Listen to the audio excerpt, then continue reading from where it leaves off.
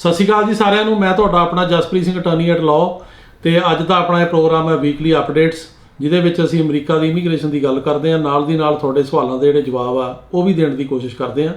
ਸੋ ਸਾਰਿਆਂ ਤੋਂ ਪਹਿਲਾਂ ਤਾਂ ਜਿਹੜੀਆਂ ਇੰਪੋਰਟੈਂਟ ਖਬਰਾਂ ਨੇ ਉਹਨਾਂ ਤੇ ਆਪਾਂ ਆਉਂਦੇ ਹਾਂ। ਪਹਿਲੀ ਖਬਰ ਇਹ ਆ ਕਿ ਜਿਹੜੀ ਨਿਊ ਪਾਲਿਸੀ ਇਹਨਾਂ ਨੇ ਅਨਾਊਂਸ ਕੀਤੀ ਸੀ ਕਿ ਬਾਈਡਨ ਐਡਮਿਨਿਸਟ੍ਰੇਸ਼ਨ ਨੇ ਕਿ ਇੰਨੇ ਬੰਦੇ ਅਸੀਂ ਐਂਟਰ ਕਰਾਂਗੇ ਹਰ ਮਹੀਨੇ ਅਮਰੀਕਾ ਦੇ ਵਿੱਚ ਕੁਝ ਮੁਲਕਾਂ 'ਚੋਂ। ਉਹਨਾਂ ਦਾ ਜਿਹੜਾ ਪਹਿਲਾ ਬੈਚ ਹੈ ਉਹ ਆ ਗਿਆ, ਉਹ ਐਂਟਰ ਹੋ ਗਿਆ ਤੇ ਉਹਨਾਂ ਨੂੰ ਇਹਨਾਂ ਨੇ ਜਿਹੜੀ ਆ ਉਹ ਐਂਟਰੀ ਦਿੱਤੀ ਆ। ਜਿਹੜਾ ਹੁਣ ਨਵੀਂ ਪਾਲਿਸੀ ਐਲਾਨ ਕੀਤੀ ਸੀ ਇਹਦੇ ਵਿੱਚ ਉਹਨਾਂ ਨੇ ਕਿਹਾ ਕਿ 30,000 ਬੰਦਾ ਇਹ ਅਲਾਓ ਕਰਨਗੇ ਐਂਟਰ ਹੋਣ ਵਾਸਤੇ ਇਹਨਾਂ ਮੁਲਕਾਂ 'ਚੋਂ, ਜਿਨ੍ਹਾਂ 'ਚ ਹੈਗਾ ਕਿਊਬਾ, ਨਿਕਾਰਾਗੂਆ, ਹੇਟੀ ਤੇ ਵੈਨੇਜ਼ੁਏਲਾ। तो ਇਹਨਾਂ ਵਿੱਚੋਂ ਜਿਹੜੇ ਬੰਦੇ ਆ ਉਹ ਇੱਥੇ ਆਉਣਗੇ ਤੇ ਇਹਨਾਂ ਦੀ ਜਿਹੜੀ ਹੈਗੀ ਆ ਉਹ ਪਹਿਲਾ ਜਿਹੜਾ ਬੈਚ ਆ ਉਹ ਆਇਆ, ਲੇਕਿਨ ਉਹਦੇ ਖਿਲਾਫ ਜਿਹੜਾ ਹੈਗਾ ਉਹ ਟੈਕਸਸ ਨੇ ਕੋਰਟ ਦੇ ਵਿੱਚ ਜਿਹੜਾ ਹੈਗਾ ਉਹ ਕੇਸ ਕਰ ਦਿੱਤਾ। So Texas sues to stop Biden administration parole program. Texas and 19 other states sued the Biden administration Tuesday, looking to block a new program that allows up to 30,000 people would-be asylum seekers to enter the US by air each month. ਇਸ programme ਦੇ ਖਿਲਾਫ Texas ਤੇ 19 ਹੋਰ ਸਟੇਟਾਂ ਨੇ federal court ਦੇ ਵਿੱਚ case ਕੀਤਾ ਕਿ ਇਹ ਪਾਲਿਸੀ ਜਿਹੜੀ ਗਲਤ ਆ, ਇਹਨੂੰ ਰੋਕਿਆ ਜਾਵੇ। ਤੇ ਇਹ ਹੁਣ ਜਿਹੜਾ ਹੁਣ ਫੈਡਰਲ ਕੋਰਟ ਦੇਖੇਗੀ ਵੀ ਇਹਦੇ 'ਚ ਬੇਸਿਕਲੀ ਕੀ ਉਹਨਾਂ ਨੇ ਕਰਨਾ, ਕੀ ਇਹਨੂੰ ਬਲੌਕ ਕਰਨਾ ਕਿ ਅਲਾਓ ਕਰਨਾ। ਤੇ ਲੱਗਦਾ ਹੈ ਕਿ ਇਹ ਕੇਸ ਫਿਰ ਸੁਪਰੀਮ ਕੋਰਟ ਤੱਕ ਜਾਏਗਾ ਤੇ ਉਹ 'ਚ ਫਿਰ ਅਲਟੀਮੇਟ ਫੈਸਲਾ ਸੁਪਰੀਮ ਕੋਰਟ ਦਾ ਹੋਏਗਾ। ਪਰ ਜਿਹੜੀਆਂ ਪਹਿਲਾਂ ਫੈਡਰਲ ਡਿਸਟ੍ਰਿਕਟ ਕੋਰਟਾਂ ਹੈਗੀਆਂ ਜਿਨ੍ਹਾਂ ਕੋਲ ਜੁਰਿਸਡਿਕਸ਼ਨ ਹੁੰਦੀ ਹੈ ਇਹਨਾਂ ਸਟੇਟਾਂ ਦੀ, ਉਹ ਫੈਸਲਾ ਕਰਨਗੇ। ਉਦੋਂ ਬਾਅਦ ਸਰਕਟ ਕੋਰਟ ਆਫ ਅਪੀਲ 'ਚ ਜਾਏਗਾ, ਫਿਰ ਮੁੜ ਕੇ ਇਹ ਅਲਟੀਮੇਟਲੀ ਸੁਪਰੀਮ ਕੋਰਟ ਤੱਕ ਜਾਣ ਦੀ ਸੰਭਾਵਨਾ ਜਿਹੜੀ ਆ ਉਹ ਲੀਗਲ ਮਾਹਿਰ ਦੱਸ ਰਹੇ ਨੇ ਇਹਦੇ ਵਿੱਚ।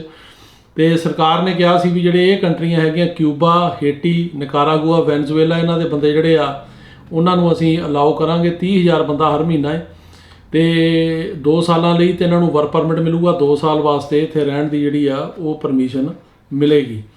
ਤੇ ਇਹਨਾਂ ਨੇ ਹੁਣ ਜਿਹੜੀ ਪਾਲਿਸੀ ਆ ਇਹਦੇ ਤਹਿਤ ਜਿਹੜਾ ਪਹਿਲਾ ਬੈਚ ਆ ਉਹ ਆਇਆ ਤੇ ਉਹਨੂੰ ਐਂਟਰੀ ਮਿਲੀ ਆ ਤੇ ਉਹਦੇ ਖਿਲਾਫ ਹੁਣ ਜਿਹੜਾ ਹੈਗਾ ਉਹ ਇਹਨਾਂ ਸਟੇਟਾਂ ਨੇ ਜਿਨ੍ਹਾਂ ਵਿੱਚ ਟੈਕਸਸ ਮੇਨ ਆ, ਉਹ ਕੋਰਟ ਦੇ ਵਿੱਚ ਕੇਸ ਕੀਤਾ ਵੀ ਇਸ ਪਾਲਿਸੀ ਨੂੰ ਰੋਕਿਆ ਜਾਵੇ। ਤੇ ਹੁਣ ਦੇਖਦੇ ਹਾਂ ਕੀ ਹੁੰਦਾ। ਅਗਲੀ ਜਿਹੜੀ ਖਬਰ ਹੈਗੀ ਆ ਉਹ ਇਹ ਹੈਗੀ ਆ ਵੀ ਜਿਹੜੀਆਂ ਫੀਸਾਂ ਵਧਾਈਆਂ ਇਮੀਗ੍ਰੇਸ਼ਨ ਨੇ, ਮੈਂ ਤੁਹਾਨੂੰ ਲਾਸਟ ਟਾਈਮ ਦੱਸਿਆ ਸੀ ਵੀ ਕਿਹੜੀਆਂ ਕੈਟੇਗਰੀਆਂ ਦੇ ਵਿੱਚ ਫੀਸਾਂ ਵਧਾਈਆਂ ਨੇ। ਉਹਦੇ ਬਾਰੇ ਇੱਕ ਸਟੱਡੀ ਆਈ ਆ, ਰਿਪੋਰਟ ਆਈ ਆ। ਉਹਨਾਂ ਨੇ ਕਿਹਾ ਵੀ ਜਿਹੜੀ USCIS ਕਹਿ ਰਹੀ ਆ ਕਿ ਅਸੀਂ ਇਹ ਫੀਸਾਂ ਵਧਾਉਣ ਨਾਲ ਫੰਡਿੰਗ ਦੇ ਨਾਲ ਆਪਣੇ ਖਰਚੇ ਪੂਰੇ ਕਰਾਂਗੇ ਜਾਂ ਜ਼ਿਆਦਾ ਆਫਿਸਰ ਹਾਇਰ ਕਰਾਂਗੇ, ਪਰ ਉਹ ਕਹਿ ਰਹੇ ਆ ਵੀ ਨਹੀਂ, ਇਹਨਾਂ ਫੀਸਾਂ ਨਾਲ ਇੰਨਾ ਫਰਕ ਨਹੀਂ ਪੈਣਾ ਕਿਉਂਕਿ ਬਹੁਤ ਜ਼ਿਆਦਾ ਬੈਕਲੌਗ ਹੈ ਤੇ ਬਹੁਤ ਹੀ ਜ਼ਿਆਦਾ ਜਿਹੜਾ ਹੈਗਾ ਉਹ ਇਹਨਾਂ ਨੂੰ ਹੋਰ ਸਟਾਫ ਤੇ ਫੈਸਿਲਿਟੀਜ਼ ਦੀ ਲੋੜ ਆ, ਜਿਹੜੇ ਹਿਸਾਬ ਦੇ ਨਾਲ ਇੱਥੇ ਇਮੀਗ੍ਰੇਸ਼ਨ ਦੇ ਵਿੱਚ ਵਾਧਾ ਹੋ ਰਿਹਾ। ਤੇ ਇਹਦੇ ਨਾਲ ਇਕੱਲੀਆਂ ਫੀਸਾਂ ਨਾਲ ਕੁਝ ਨਹੀਂ ਬਣਨਾ। ਤੇ ਜਿਹੜੀ US ਕਾਂਗਰਸ ਆ, ਸਰਕਾਰ ਆ, ਉਹਨੂੰ ਵੀ ਇਹਦੇ ਵਿੱਚ ਜਿਹੜਾ ਬਜਟ ਦੇ ਵਿੱਚ ਪੈਸਾ ਰੱਖਣਾ ਚਾਹੀਦਾ ਤਾਂ ਕਿ ਉਹ ਜਿਹੜਾ ਇਹ ਸਿਸਟਮ ਹੈਗਾ ਕਿ ਫੀਸਾਂ ਦੇ ਨਾਲ ਹੀ ਜਿਹੜੀਆਂ ਆਪਾਂ ਫੀਸਾਂ ਦਿੰਦੇ ਹਾਂ ਉਹਦੇ ਨਾਲ ਇਮੀਗ੍ਰੇਸ਼ਨ ਚੱਲਦੀ ਆ, ਇਹ ਸਿਸਟਮ ਠੀਕ ਨਹੀਂ। ਗੌਰਮੈਂਟ ਨੂੰ ਵੀ ਇਹਦੀ ਜਿਹੜੀ ਫੰਡਿੰਗ ਆ ਉਹ ਜਿਹੜੀ ਪ੍ਰੋਪਰ ਫੰਡਿੰਗ ਆ ਉਹ ਕਰਨੀ ਚਾਹੀਦੀ ਹੈ। ਤੇ ਜਿਹੜੀ ਹੁਣ ਜਿੰਨੀ ਕੁ ਫੰਡਿੰਗ ਕਰਦੀ ਆ ਇਹਦੇ ਨਾਲੋਂ ਕਈ ਗੁਣਾ ਜ਼ਿਆਦਾ ਜਿਹੜੀ ਫੰਡਿੰਗ ਆ ਉਹ ਹੋਣੀ ਚਾਹੀਦੀ ਆ। ਇਹ ਗੌਰਮੈਂਟ ਜਿਹੜੀ ਆ ਉਹ ਕਰੇ। ਸੋ ਇਹ ਉਹ ਸਟੱਡੀ ਜਿਹੜੀ ਆਈ ਆ ਉਹ 'ਚ ਉਹਨਾਂ ਨੇ ਕਿਹਾ ਕਿ ਇਹਨਾਂ ਫੀਸਾਂ ਦੇ ਨਾਲ ਕੋਈ ਬੜਾ ਫਰਕ ਨਹੀਂ ਪੈਣਾ ਤੇ ਗੌਰਮੈਂਟ ਨੂੰ ਬੇਨਤੀ ਕੀਤੀ ਆ ਕਿ ਤੁਸੀਂ ਆਪਣੇ ਬਜਟ ਦੇ ਵਿੱਚ ਇਹਦਾ ਵਾਧਾ ਜਿਹੜਾ ਹੈਗਾ ਉਹ ਕਰੋ। ਇਸ ਤੋਂ ਇਲਾਵਾ ਜਿਹੜੀ ਹੋਰ ਇੰਪੋਰਟੈਂਟ ਖਬਰ ਆ ਉਹ ਹੈਗੀ ਆ ਕਿ USCIS ਨੇ ਜਿਹੜੀਆਂ ਫਲੈਕਸੀਬਿਲਿਟੀਜ਼ ਸੀਗੀਆਂ, ਇਹਨਾਂ ਨੇ ਪਹਿਲਾਂ ਕਿਹਾ ਸੀ ਕਿ ਸਰਟਨ ਤੁਸੀਂ ਜਿਹੜੇ ਪੇਪਰ ਅਸੀਂ ਮੰਗਦੇ ਹਾਂ ਉਹ ਭੇਜਦੇ ਹਾਂ, ਜੇ ਲੇਟ ਹੋ ਜਾਂਦੇ ਹੋ ਤਾਂ ਉਹਨੂੰ ਰਿਲੈਕਸੇਸ਼ਨ ਦਿੱਤੀ ਸੀਗੀ। ਪਿੱਛੇ ਜਿਹੜੀ ਮਹਾਮਾਰੀ ਆਈ ਹੈ, ਜਿਹੜਾ ਐਡਾ ਵੱਡਾ ਪੈਂਡੈਮਿਕ ਆਇਆ, ਉਹਦੇ ਕਰਕੇ ਉਹ ਐਕਸਟੈਂਡ ਕਰਤੀ ਆ ਮਾਰਚ 23, 2023 ਤੱਕ। ਸੋ US Citizenship and Immigration Services is extending certain flexibilities through March 23, 2023. Under these flexibilities, USCIS considers a response received within 60 calendar days after the due date set forth in the following requests or notices will be accepted. ਤੇ ਜਿਹੜੇ notice ਹੈਗੇ ਆ ਜਿਨ੍ਹਾਂ ਦਾ accept ਹੋਊਗਾ they must be issued between March 1st 2020 and March 23 2023. ਸੋ ਜਿਹੜੇ ਬੰਦਿਆਂ ਨੂੰ ਇਸ ਕਿਸਮ ਦੇ ਨੋਟਿਸ ਇਮੀਗ੍ਰੇਸ਼ਨ ਤੋਂ ਆਏ ਆ ਤੇ ਉਹ 'ਚ ਟਾਈਮ ਲਿਖਿਆ ਹੁੰਦਾ ਵੀ 60 ਦਿਨ 'ਚ ਜਵਾਬ ਦਿਓ ਜਾਂ 90 ਦਿਨ 'ਚ, ਜੇ ਉਹ ਉਸ ਟਾਈਮ 'ਚ ਜਵਾਬ ਨਹੀਂ ਦੇ ਸਕੇ ਤਾਂ ਉਹਨਾਂ ਨੂੰ 60 ਦਿਨ ਦੀ ਆਟੋਮੈਟਿਕ ਐਕਸਟੈਂਸ਼ਨ ਹੈਗੀ ਆ ਵੀ 60 ਦਿਨ ਉਹਨਾਂ ਨੂੰ ਸਮਾਂ ਲੰਘਣ ਤੋਂ ਬਾਅਦ ਵੀ ਸਰਕਾਰ ਦੇਵੇਗੀ। ਉਹ ਕਿਹੜੀਆਂ ਚੀਜ਼ਾਂ ਨੇ ਜਿਨ੍ਹਾਂ ਤੇ ਲਾਗੂ ਹੋਏਗਾ? ਪਹਿਲੀਆਂ ਹੈਗੀਆਂ ਰਿਕੁਐਸਟ ਫॉर ਐਵੀਡੈਂਸ। ਜਦੋਂ ਅਸੀਂ ਕਿਸੇ ਦਾ ਕੇਸ ਅਪਲਾਈ ਕਰਦੇ ਹਾਂ ਰਿਲੇਟਿਵ ਦਾ ਜਾਂ ਕੋਈ ਪਟੀਸ਼ਨ ਕਰਦੇ ਆ, ਉਹਦੇ ਵਿੱਚ ਰਿਕੁਐਸਟ ਫॉर ਐਵੀਡੈਂਸ ਆਉਂਦੀ ਆ, ਉਹ ਮੰਗਦੇ ਵੀ ਸਾਨੂੰ ਹੋਰ ਪ੍ਰੂਫ ਦਿਓ, ਐਵੀਡੈਂਸ ਦਿਓ। ਉਹਦੇ ਵਿੱਚ ਸਰਟਨ ਟਾਈਮ ਹੁੰਦਾ ਵੀ ਐਵੀਡੈਂਸ 60 ਦਿਨ 'ਚ ਦਿਓ ਜਾਂ 120 ਦਿਨ 'ਚ ਦਿਓ ਜਾਂ 90 ਦਿਨ 'ਚ ਦਿਓ।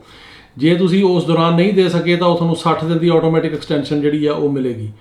ਦੂਜਾ ਹੈਗਾ ਕੰਟੀਨੂਏਸ਼ਨਸ ਟੂ ਰਿਕੁਐਸਟ ਫॉर ਐਵੀਡੈਂਸ। ਅਗਲਾ ਹੈਗਾ ਨੋਟਿਸਿਸ ਆਫ ਇੰਟੈਂਟ ਟੂ ਡਿਨਾਈ। ਇਹਦੇ ਵਿੱਚ ਵੀ ਟਾਈਮ ਹੁੰਦਾ ਵੀ 15 ਦਿਨ ਜਾਂ ਮਹੀਨੇ 'ਚ ਰਿਸਪੌਂਡ ਕਰੋ।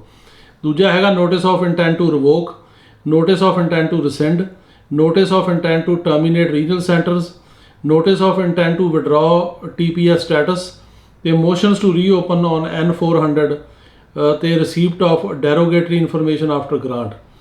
The USCIS will also consider a form I-290B notice of appeal or motion if the form was filled up to 90 calendar days from the issuance of a decision.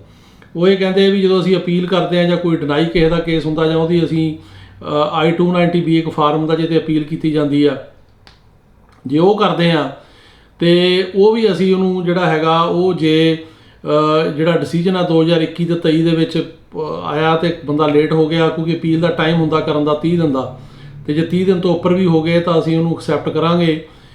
ਇਹ ਉਹਨਾਂ ਨੇ ਵਧਾਤਾ ਮਾਰਚ 2023 ਤੱਕ। ਸੋ ਇਹ ਕਾਫੀ ਇੰਪੋਰਟੈਂਟ ਹੈ, ਖਾਸ ਕਰਕੇ ਉਹਨਾਂ ਬੰਦਿਆਂ ਲਈ ਜੇ ਕਿਸੇ ਦਾ ਟਾਈਮ 2-4 ਦਿਨ, ਹਫ਼ਤਾ 10 ਦਿਨ ਓਵਰ ਹੋ ਜਾਂਦਾ ਤਾਂ ਉਹ ਇਹਦਾ ਫਾਇਦਾ ਲੈ ਸਕਦੇ। ਪਰ ਇਹ ਮਾਰਚ 23 ਤੱਕ ਹੀ ਆ, ਉਸ ਤੋਂ ਬਾਅਦ ਇਹ ਜੇ ਐਕਸਟੈਂਡ ਨਾ ਕੀਤਾ ਤਾਂ ਖਤਮ ਹੋ ਜਾਏਗਾ, ਜੇ ਐਕਸਟੈਂਡ ਕਰਨਗੇ ਤਾਂ ਫਿਰ ਵੱਧ ਸਕਦਾ। ਪਰ ਫਿਲਹਾਲ ਇਹਨਾਂ ਨੇ ਇਹਨਾਂ ਫਾਰਮਾਂ ਦੇ ਉੱਤੇ ਜਿਹੜੀ ਉਹ ਐਕਸਟੈਂਡ ਕਰਤਾ ਟਾਈਮ ਮਾਰਚ 2023 ਤੱਕ। ਇਸ ਤੋਂ ਇਲਾਵਾ ਜਿਹੜੀ ਹੋਰ ਇੰਪੋਰਟੈਂਟ ਖਬਰ ਹੈਗੀ ਆ ਉਹ ਇਹ ਆ ਕਿ ਮੈਂ ਲਾਸਟ ਵੀਕ ਵੀ ਰਿਪੋਰਟ ਕੀਤਾ ਸੀਗਾ ਕਿ ਅਮਰੀਕਾ ਸਰਕਾਰ ਨੇ ਹੁਣ ਪਾਲਿਸੀ ਬਣਾਈ ਆ ਵੀ ਜਿਹੜੇ ਲੇਬਰ ਲਾ ਦੀਆਂ ਵਾਇਲੇਸ਼ਨਾਂ ਹੁੰਦੀਆਂ ਨੇ, ਜਿਵੇਂ ਕੋਈ ਇੰਪਲੋਇਰ ਆ ਕਿਸੇ ਦਾ, ਉਹ ਆਪਣੇ ਇੰਪਲੋਈਜ਼ ਨੂੰ ਤੰਗ ਕਰਦਾ ਜਾਂ ਉਹਨਾਂ ਨੂੰ ਮਾੜੀਆਂ ਕੰਡੀਸ਼ਨਾਂ 'ਚ ਰੱਖਦਾ ਜਾਂ ਟਾਈਮ 'ਤੇ ਪੈਸੇ ਨਹੀਂ ਦਿੰਦਾ ਜਾਂ ਹੋਰ ਖ਼ਰਾਬ ਕਰਦਾ, ਤਾਂ ਉਹਦੇ ਖਿਲਾਫ ਜੇ ਉਹ ਸ਼ਿਕਾਇਤ ਕਰਦੇ ਆ ਤਾਂ ਉਹਨਾਂ ਨੂੰ ਡਿਪੋਰਟ ਨਹੀਂ ਕੀਤਾ ਜਾਏਗਾ। ਉਹ ਇਸ ਗੱਲੋਂ ਲੋਕੀ ਅੱਗੇ ਡਰਦੇ ਸੀਗੇ ਵੀ ਜੇ ਅਸੀਂ ਆਪਣੇ ਇੰਪਲੋਇਰ ਦੇ ਜਿਹਦੇ ਕੋਲ ਕੰਮ ਕਰਦੇ ਆ ਉਹਦੇ ਖਿਲਾਫ ਸ਼ਿਕਾਇਤ ਕਰਾਂਗੇ ਤਾਂ ਸਾਨੂੰ ਕਿਤੇ ਡਿਪੋਰਟ ਹੀ ਨਾ ਕਰ ਦੇਣ, ਫੜ ਕੇ ਵਾਪਸ ਨਾ ਭੇਜ ਦੇਣ ਜਾਂ ਅੰਦਰ ਨਾ ਦੇ ਦੇਣ। ਉਹ ਇਮੀਗ੍ਰੇਸ਼ਨ ਨੇ ਕਿਹਾ, ਡਿਪਾਰਟਮੈਂਟ ਹੋਮਲੈਂਡ ਸਿਕਿਉਰਿਟੀ ਨੇ, ਵੀ ਅਸੀਂ ਡਿਪੋਰਟ ਨਹੀਂ ਕਰਾਂਗੇ। ਖਬਰ ਹੈਗੀ ਹੈ ਕਿ US creates process for exploited migrant workers to obtain protection from deportation. Administration on Friday announced an expedited immigration process that would allow immigrants exploited in the workplace or involved in labor violations to be protected from deportation. ਸੋ ਇਹਨਾਂ ਨੇ ਇਹ ਕਿਹਾ ਸਰਕਾਰ ਨੇ ਵੀ ਜਿਹੜੇ ਬੰਦੇ exploit ਹੋ ਰਹੇ ਨੇ ਆਪਣੇ ਇੰਪਲੋਇਰਾਂ ਦੇ ਹੱਥ ਤੋਂ, ਵੀ ਜਿਵੇਂ ਕਿਸੇ ਦਾ ਕੋਈ ਇੰਪਲੋਇਰ ਆ ਉਹਨਾਂ ਨੂੰ ਪੈਸੇ ਨਹੀਂ ਦੇ ਰਿਹਾ ਜਾਂ ਉਹਨਾਂ ਤੋਂ ਕੰਮ ਜ਼ਿਆਦਾ ਕਰਾ ਰਿਹਾ ਜਾਂ ਉਹਨਾਂ ਨੂੰ ਬਹੁਤ ਤੰਗ ਕਰਦਾ, ਕੁੱਟਮਾਰ ਕਰਦਾ ਉਹਨਾਂ ਦੀ, ਜਾਂ ਉਹਨਾਂ ਨੂੰ ਇਹੋ ਜਿਹੀ ਕੰਡੀਸ਼ਨ 'ਚ ਰੱਖਿਆ ਜਿੱਥੇ ਸਿਆਲ 'ਚ ਹੀਟ ਹੈ ਨਹੀਂ, ਗਰਮੀਆਂ 'ਚ AC ਹੈ ਨਹੀਂ, ਜਾਂ ਹੋਰ ਬਹੁਤ ਬੁਰਾ ਹਾਲ ਆ ਜਿੱਥੇ ਆਮ ਬੰਦਾ ਰਹਿ ਹੀ ਨਹੀਂ ਸਕਦਾ, ਬਿਮਾਰ ਹੋ ਜਾਏਗਾ। ਸੋ ਜੇ ਉਹੋ ਜਿਹੇ ਕੰਡੀਸ਼ਨ 'ਚ ਰੱਖਦਾ ਤੇ ਉਹਨਾਂ ਨੂੰ ਡਰਾਉਂਦਾ ਵੀ ਜੇ ਬੋਲੇ ਤਾਂ ਡਿਪੋਰਟ ਕਰਾ ਦੂੰਗਾ, ਉਹਨਾਂ ਬਾਰੇ ਉਹਨਾਂ ਨੇ ਕਿਹਾ ਵੀ ਜੇ ਕੋਈ ਸ਼ਿਕਾਇਤ ਕਰੇ ਤਾਂ ਅਸੀਂ ਡਿਪੋਰਟ ਨਹੀਂ ਕਰਾਂਗੇ। ਤੇ ਇਹੋ ਜਿਹੇ ਜਿਹੜੇ ਇੰਪਲੋਇਰ ਨੇ ਜਿਹੜੇ ਲੋਕਾਂ ਨੂੰ ਐਕਸਪਲੋਇਟ ਕਰਦੇ ਆ, ਇਹਨਾਂ ਦੇ ਖਿਲਾਫ ਇਮੀਗ੍ਰੇਸ਼ਨ ਨੇ ਕਿਹਾ ਵੀ ਤੁਸੀਂ ਅੱਗੇ ਆ ਕੇ ਜੋ ਵੀ ਸ਼ਿਕਾਇਤ ਹੈਗੀ ਆ ਲੇਬਰ ਡਿਪਾਰਟਮੈਂਟ ਕੋਲ ਜਾਂ ਹੋਮਲੈਂਡ ਸਿਕਿਉਰਿਟੀ ਦੇ ਕੋਲ ਕਰੋ। ਤੇ ਸਰਕਾਰ ਕਹਿ ਰਹੀ ਆ ਕਿ this policy will encourage exploited workers to denounce labour violations and participate in workplace investigation.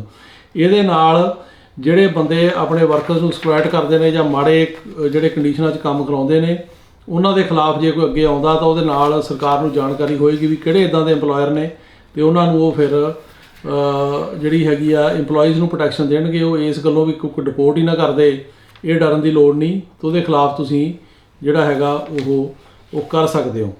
ਸੋ ਇਹ ਇੱਕ ਨਵੀਂ ਜਿਹੜੀ ਪਾਲਿਸੀ ਆ ਇਹ ਹੈਗੀ ਆ, ਤੇ ਇਹਦੀ ਕਲੈਰੀਫਿਕੇਸ਼ਨ ਹੁਣ ਆਈ ਆ, ਤੇ ਉਹਨਾਂ ਨੇ ਕਿਹਾ ਵੀ ਅਸੀਂ ਇੱਥੇ ਬਿਲਕੁਲ ਸਰਕਾਰ ਨੇ ਵੀ ਇਸ ਗੱਲ 'ਤੇ ਖੜੇ ਆ ਵੀ ਜੇ ਕਿਸੇ ਕੋਲ ਨਹੀਂ ਵੀ ਇਮੀਗ੍ਰੇਸ਼ਨ ਸਟੇਟਸ ਜਾਂ ਵਰਕ ਪਰਮਿਟ ਨਹੀਂ ਹੈਗਾ ਜਾਂ ਗ੍ਰੀਨ ਕਾਰਡ ਹੈ ਨਹੀਂ ਜਾਂ ਕੰਮ ਕਰਨ ਦੀ ਪਰਮਿਸ਼ਨ ਨਹੀਂ, ਉਹ ਫਿਰ ਵੀ ਕੰਮ ਕਰਦਾ ਤੇ ਉਹਨੂੰ ਉਹਦਾ ਜਿਹੜਾ ਇੰਪਲੋਇਰ ਆ ਅਬਿਊਜ਼ ਕਰ ਰਿਹਾ, ਤੰਗ ਕਰ ਰਿਹਾ, ਜਾਂ ਘੱਟ ਪੈਸੇ ਦੇ ਰਿਹਾ, ਜਾਂ ਉਹਨੂੰ ਜ਼ਿਆਦਾ ਕੰਮ ਕਰਾ ਰਿਹਾ, ਜਾਂ ਮਾੜੇ ਕੰਡੀਸ਼ਨ 'ਚ ਕੰਮ ਕਰਾ ਰਿਹਾ, ਜਾਂ ਉਹਨੂੰ ਉਹਦੀ ਕੁੱਟਮਾਰ ਕਰਦਾ ਜਾਂ ਇਸ ਕਿਸਮ ਦਾ ਨੁਕਸਾਨ ਕਰਦਾ ਕੋਈ, ਤੇ ਉਹਨੂੰ ਉਹ ਰਿਪੋਰਟ ਕਰਨਾ ਚਾਹੀਦਾ। ਤੇ ਉਹ ਕਹਿੰਦੇ ਆ ਜੇ ਰਿਪੋਰਟ ਕਰੋਗੇ ਤਾਂ ਜੇ ਤੁਹਾਡੇ ਕੋਲੇ ਕਾਗਜ਼ ਇੱਥੇ ਨਹੀਂ, ਵਰਕ ਪਰਮਿਟ ਨਹੀਂ, ਤਾਂ ਤੁਹਾਨੂੰ ਡਿਪੋਰਟ ਨਹੀਂ ਕੀਤਾ ਜਾਏਗਾ।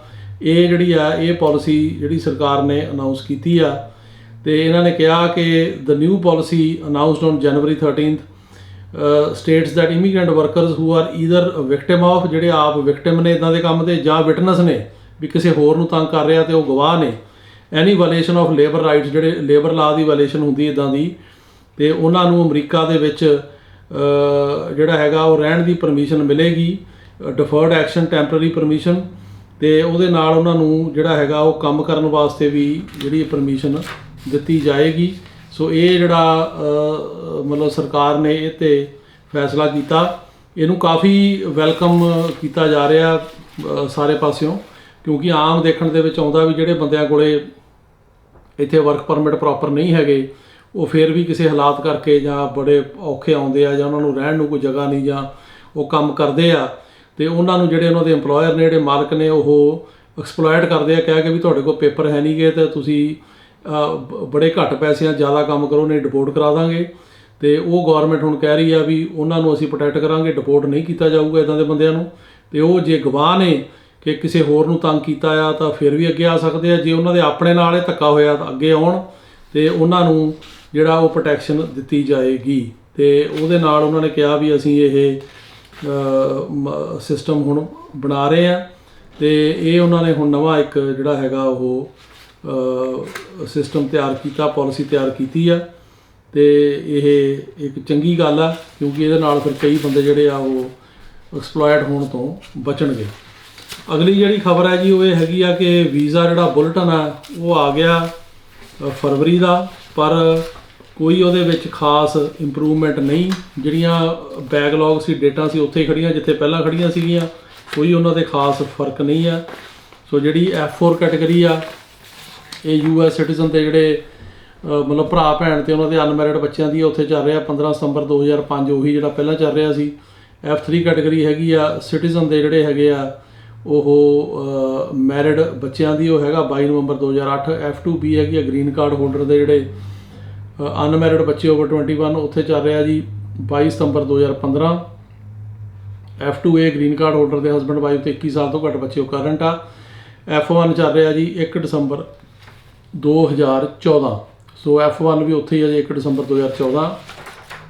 ਜਿਹੜੀਆਂ ਡੇਟਾਂ 'ਤੇ ਪੇਪਰ ਮੰਗ ਰਹੀ ਆ ਸਰਕਾਰ, F4 ਕੈਟੇਗਰੀ ਜਿਹੜੇ US ਸਿਟੀਜ਼ਨ ਦੇ ਭਰਾ ਭੈਣ ਦੀ ਕੈਟੇਗਰੀ ਆ, ਉੱਥੇ ਆ ਜੀ 22 ਫਰਵਰੀ 2006। F3 'ਚ ਹੈਗਾ 8 ਨਵੰਬਰ 2009। F2B ਕੈਟੇਗਰੀ 'ਚ 1 ਜਨਵਰੀ 2017। F2A ਕਰੰਟ ਆ, ਤੇ ਜਿਹੜੀ F1 ਹੈਗੀ 8 ਅਗਸਤ 2016।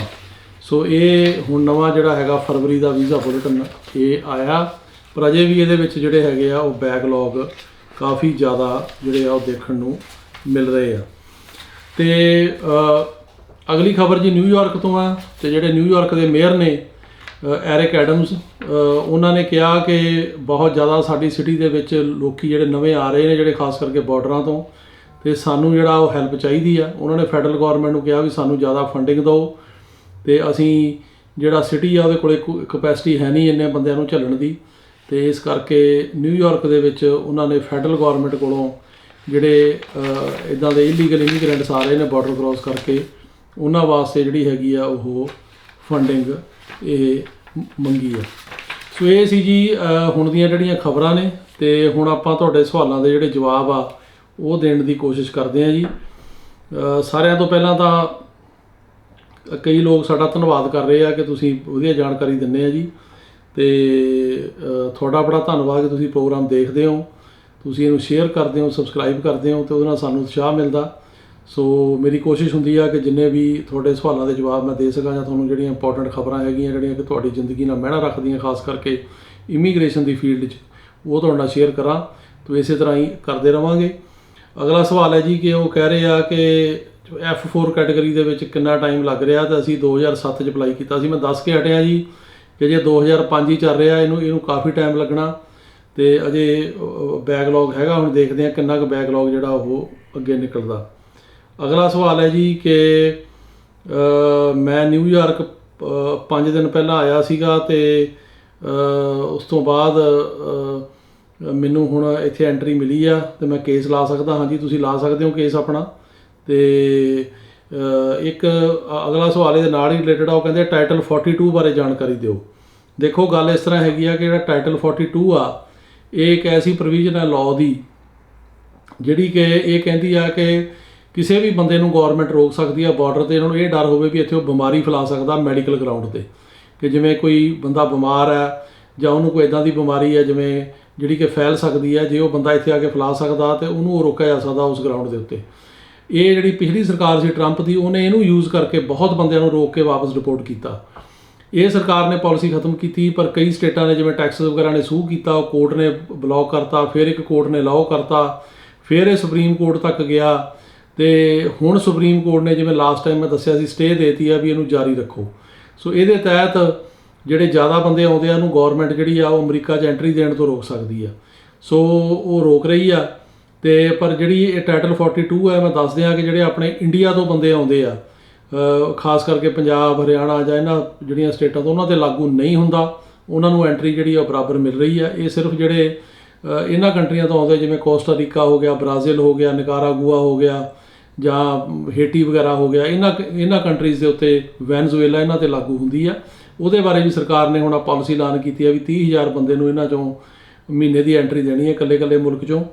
ਤੇ ਉਹ ਜਿਹੜੀ ਉਹਦੇ ਖਿਲਾਫ ਵੀ ਹੁਣ ਟੈਕਸਸ ਤੇ ਜਿਹੜੀਆਂ ਹੋਰ ਸਟੇਟਾਂ ਨੇ ਉਹਨਾਂ ਨੇ ਸੂਹ ਕੀਤਾ, ਕੇਸ ਕੀਤਾ ਉਹਨਾਂ 'ਤੇ ਵੀ ਤੁਸੀਂ ਇਹਨੂੰ ਇਸ ਕਿਸਮ ਦੀ ਪਾਲਿਸੀ ਨੂੰ ਲਾਗੂ ਨਾ ਹੋਣ ਦਿਓ। ਦੇਖਦੇ ਹਾਂ ਕੋਰਟ ਉਹਦੇ 'ਚ ਕੀ ਕਰਦੀ ਹੈ। ਅਗਲਾ ਸਵਾਲ ਹੈ ਜੀ ਕਿ ਮੈਂ ਫੈਮਿਲੀ ਦੇ ਨਾਲ ਅਮਰੀਕਾ 2 ਸਾਲ ਪਹਿਲਾਂ ਆਇਆ ਸੀ ਤੇ ਅਸੀਂ ਹੁਣ ਸਾਡਾ ਬੱਚਾ ਛੋਟਾ, ਉਹਦਾ ਗਾਰਡੀਅਨਸ਼ਿਪ ਦਾ ਕੇਸ ਲਾਉਣਾ, ਕੀ ਕਰੀਏ? ਦੇਖੋ ਇਸ ਤਰ੍ਹਾਂ ਜਿਹੜਾ ਗਾਰਡੀਅਨਸ਼ਿਪ ਦਾ ਕੇਸ ਹੈ ਇਹਦੇ ਵਾਸਤੇ ਖਾਸ ਕਰਕੇ ਕੈਲੀਫੋਰਨੀਆ ਤੇ ਨਿਊਯਾਰਕ ਵਗੈਰਾ ਉਮਰ 21 ਸਾਲ ਤੋਂ ਘੱਟ ਚਾਹੀਦੀ ਆ। ਜੇ 21 ਤੋਂ ਘੱਟ ਉਮਰ ਹੈ ਤਾਂ ਗਾਰਡੀਅਨਸ਼ਿਪ ਦਾ ਕੇਸ ਲੱਗਦਾ। ਪਹਿਲਾਂ ਜਿਹੜੀ ਲੋਕਲ ਕੋਰਟ ਹੁੰਦੀ ਹੈ, ਜਿੱਥੇ ਆਹ ਫੈਮਿਲੀ ਕੋਰਟ ਹੁੰਦੀ, ਜਿੱਥੇ ਡਿਵੋਰਸ ਵਗੈਰਾ ਦੇ ਕੇਸ ਚੱਲਦੇ ਆ, ਉੱਥੇ ਕੇਸ ਅਪਲਾਈ ਹੁੰਦਾ ਗਾਰਡੀਅਨਸ਼ਿਪ ਦਾ। ਤੇ ਉਹਨੂੰ ਨਾਲ ਇੱਕ ਹੋਰ ਪ੍ਰੋਵੀਜ਼ਨ ਉਹਨੂੰ ਕਹਿੰਦੇ ਆ ਸਿਜ, ਸਪੈਸ਼ਲ ਇਮੀਗ੍ਰੈਂਟ ਜੁਵਨਾਈਲ ਸਟੇਟਸ, ਇਹ ਕੇਸ ਅਪਲਾਈ ਹੁੰਦਾ। ਇਹ ਤੋਂ ਕੋਰਟ ਅਪਰੂਵ ਕਰਦੀ ਹੈ, ਫਿਰ ਇਮੀਗ੍ਰੇਸ਼ਨ 'ਚ I-360 ਪਟੀਸ਼ਨ ਹੁੰਦੀ ਹੈ ਤੇ ਗ੍ਰੀਨ ਕਾਰਡ ਹੁੰਦਾ। ਸੋ ਇਹ ਦੀਆਂ ਸਟੇਜਸ ਹੈਗੀਆਂ। ਸੋ ਜੇ 21 ਸਾਲ ਤੋਂ ਘੱਟ ਬੱਚਾ ਆ, ਉਹਨੂੰ ਕੋਈ ਗ੍ਰੀਨ ਕਾਰਡ ਹੋਲਡਰ ਜਾਂ ਸਿਟੀਜ਼ਨ ਉਹਦਾ ਗਾਰਡੀਅਨ ਬਣਦਾ, ਉਹ ਤੁਸੀਂ ਕਰ ਸਕਦੇ ਹੋ। ਅਗਲਾ ਸਵਾਲ ਹੈ ਜੀ ਕਿ ਇਹ ਦੱਸੋ ਕਿ ਜੇ ਵਰਕ ਪਰਮਿਟ ਮਿਲਿਆ ਹੋਵੇ ਕਿਸੇ ਨੂੰ, ਖਾਸ ਕਰਕੇ ਬੱਚੇ ਨੂੰ ਰਿਨਿਊ ਕਰਾਉਣਾ ਪੈਂਦਾ? ਨਹੀਂ, ਤੁਹਾਡੀ ਮਰਜ਼ੀ ਹੈ ਜੀ। ਜੇ ਬੱਚਾ ਨਹੀਂ ਕੰਮ ਕਰਦਾ ਬੇਸ਼ੱਕ ਨਾ ਰਿਨਿਊ ਕਰਾਓ, ਪਰ ਅਸੀਂ ਰਿਕਮੈਂਡ ਕਰਦੇ ਹਾਂ ਵੀ ਰਿਨਿਊ ਕਰਾਓ, ਚਾਹੇ ਤੁਸੀਂ ਕੰਮ ਨਹੀਂ ਵੀ ਕਰਦੇ। ਈਵਨ ਦੈਨ ਵਰਕ ਪਰਮਿਟ ਕੋਲ ਹੋਵੇ, ਉਹਦਾ ਤੁਹਾਨੂੰ ਫਾਇਦਾ ਆ। ਪਰ ਅੱਗੇ ਤੁਹਾਡੀ ਮਰਜ਼ੀ ਆ, ਜੇ ਤੁਸੀਂ ਨਹੀਂ ਕੰਮ ਕਰਦੇ, ਨਹੀਂ ਵੀ ਰਿਨਿਊ ਕਰਾਓਗੇ ਤਾਂ ਉਹਦਾ ਕੋਈ ਗੌਰਮੈਂਟ ਜਿਹੜੀ ਆ ਉਹ ਇਹ ਨਹੀਂ ਕਹਿੰਦੀ ਵੀ ਕਿਉਂ ਰਿਨਿਊ ਨਹੀਂ ਕਰਾਇਆ। ਅਗਲਾ ਸਵਾਲ ਹੈ ਜੀ ਕਿ ਐਡਜਸਟਮੈਂਟ ਆਫ ਸਟੇਟਸ ਅਪਲਾਈ ਕੀਤਾ ਸੀਗਾ, ਬੇਟੀ ਸਿਟੀਜ਼ਨ ਹੈਗੀ ਆ ਉਹਨੇ, ਤੇ ਸਾਨੂੰ ਸੋਸ਼ਲ ਸਿਕਿਉਰਿਟੀ ਵਰਕ ਪਰਮਿਟ ਆ ਗਿਆ।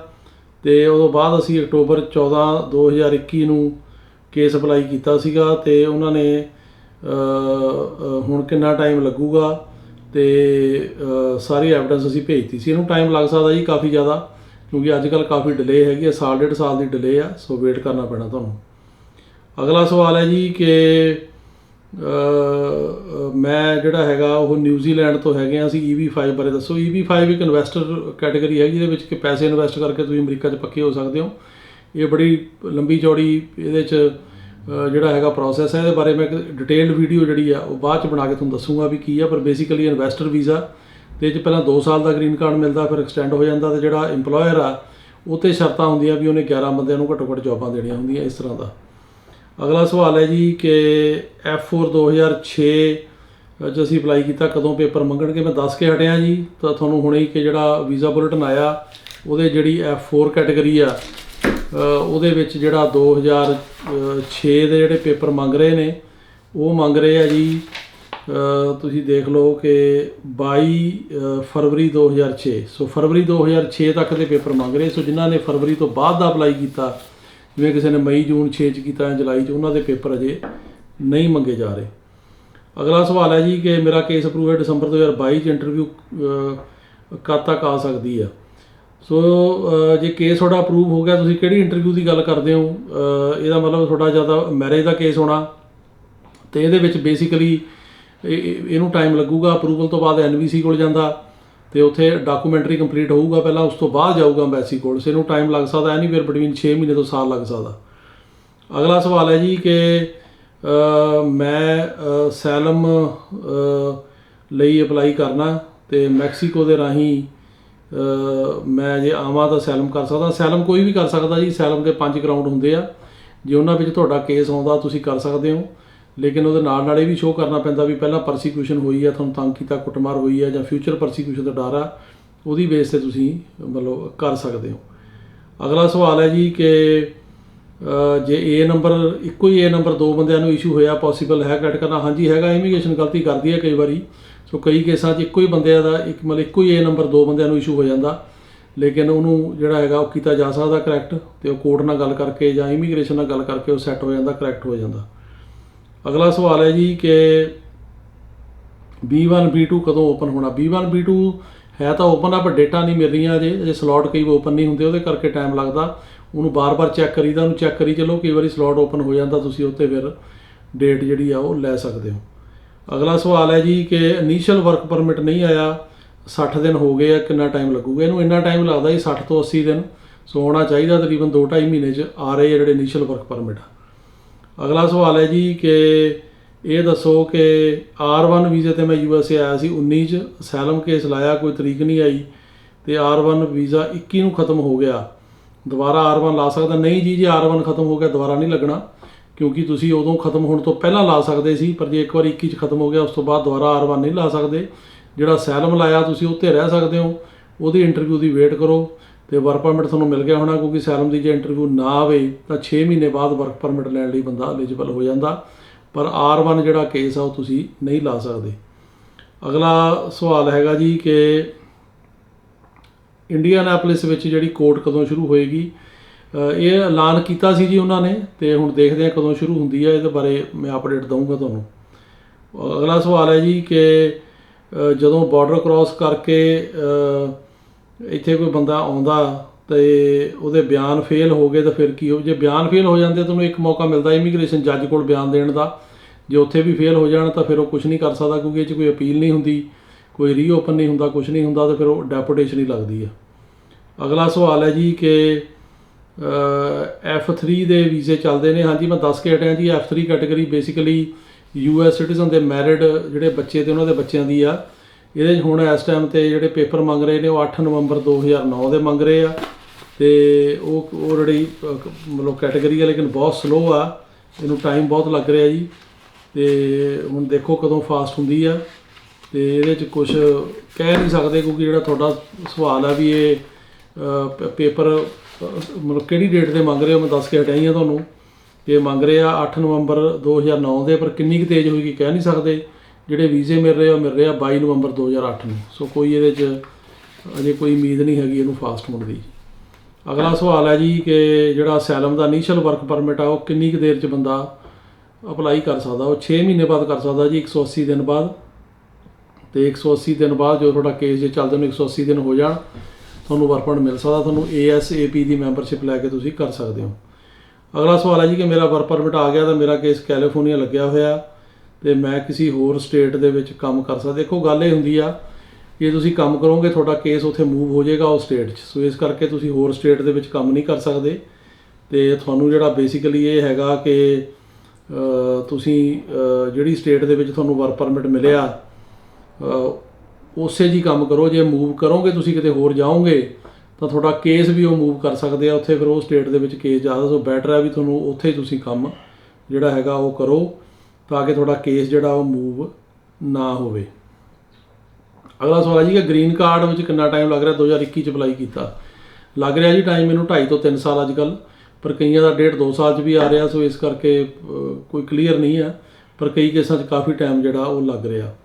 ਅਤੇ ਅਗਲਾ ਸਵਾਲ ਹੈ ਜੀ ਕਿ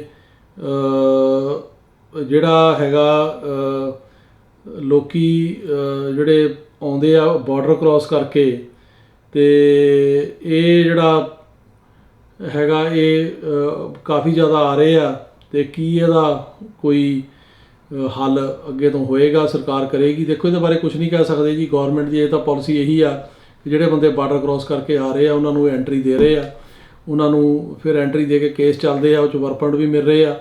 ਕਈ ਬੰਦਿਆਂ ਦੇ ਜ਼ਰੂਰ ਬਿਆਨ ਫੇਲ ਹੁੰਦੇ ਆ ਅਤੇ ਉਹਨਾਂ ਨੂੰ ਫਿਰ ਜਿਹੜਾ ਹੈਗਾ ਉਹ ਗਾਂਹ ਅਸਾਈਲਮ ਨਹੀਂ ਲਾ ਸਕਦੇ ਆਪਣਾ, ਪਰ ਜ਼ਿਆਦਾ ਬੰਦਿਆਂ ਦੇ ਬਿਆਨ ਹੁੰਦੇ ਹੀ ਨਹੀਂ, ਉਹ ਬਿਨਾਂ ਬਿਆਨਾਂ ਤੋਂ ਹੀ ਉਹਨਾਂ ਨੂੰ ਐਂਟਰੀ ਦੇ ਦਿੰਦੇ ਆ ਅਤੇ ਉਹ ਆਪਣਾ ਕੇਸ ਇੱਥੇ ਆ ਕੇ ਲਾਉਂਦੇ ਆ। ਸੋ ਐਂਟਰੀ ਕਾਫੀ ਲੋਕਾਂ ਨੂੰ ਮਿਲ ਰਹੀ ਆ, ਲੇਕਿਨ ਇਹ ਇਹੋ ਜਿਹੀ ਨਹੀਂ ਹੈਗੀ ਵੀ ਹਰੇਕ ਨੂੰ ਹੀ ਜਿਵੇਂ ਕੋਈ ਗਰੰਟੀ ਹੈ ਐਂਟਰੀ ਦੀ।